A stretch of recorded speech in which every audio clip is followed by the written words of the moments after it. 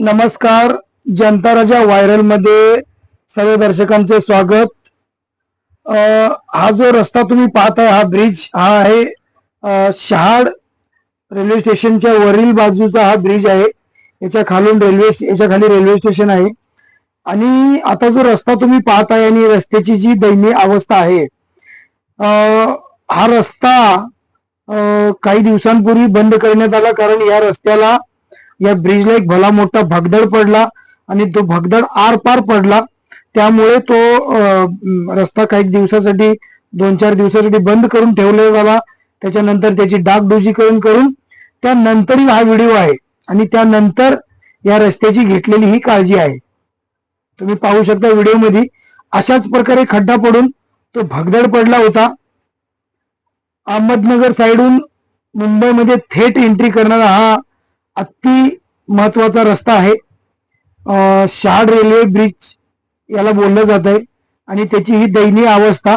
काही दिवसांपूर्वी या ब्रिजला एक भला मोठा भगदड पडला, त्यानंतर ही या ब्रिजची ही अवस्था आहे आणि घेतलेली काळजी आहे.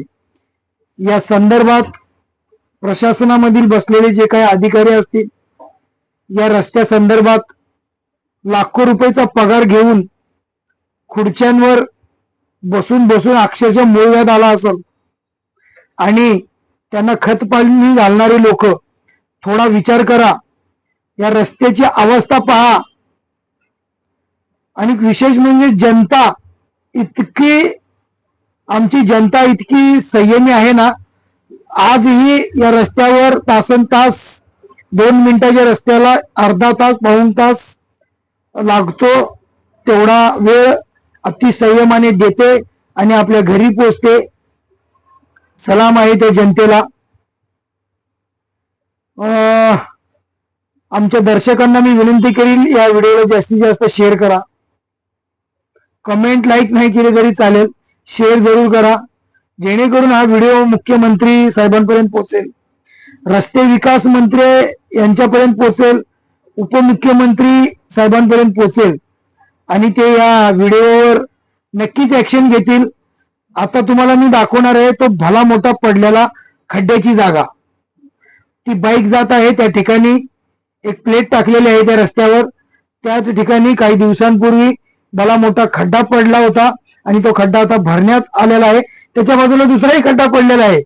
तशाच प्रकारे पाणी साचलेलं आहे आणि तशाच प्रकारे तिथे ब्रिज तुटू शकतं आणि पुन्हा ब्रिज बंद ठेवलंही जाऊ शकतं. पुन्हा तिथे ट्रॅफिक होऊन लोकांना त्रास होऊ शकतो. हरकत नाही, आमची जनता संयमी आहे, हरकत नाही. तुम्ही मनाला वाटेल तसं या जनतेला वागू शकता, परंतु माझा प्रश्न आहे, खरंच हे योग्य आहे का? नक्की विचार करा. महाराष्ट्र आणि महाराष्ट्रातलं हे प्रशासन म्हणजे सरकारला नाही बोलत आहे मी. हे जे रस्त्याचे जे काम प्रशासनामध्ये बसून अधिकारी इंजिनियर वगैरे करत असतात, खरोखर इतकं कमजोर आहे का आपलं महाराष्ट्र की एक चांगला रस्ता बनवू शकत नाही? जो काही पावसाने रस्ता प्रत्येक वर्षी अशी त्याची दयनीय अवस्था होते. एक प्रगतशील भारत देशातला सर्वात प्रगतशील राष्ट्र म्हणून आपला महाराष्ट्र ओळखला जातो. त्या महाराष्ट्रामध्ये रस्त्याची ही दयनीय अवस्था बघितल्यावर भ्रष्टाचाराची चरमसीमा आपण समजू शकता. प्रत्येक वर्षी ही अवस्था असते. इतकं डांबर खालच्या क्वालिटीचं भेटतं आपल्या प्रगतशील महाराष्ट्राला.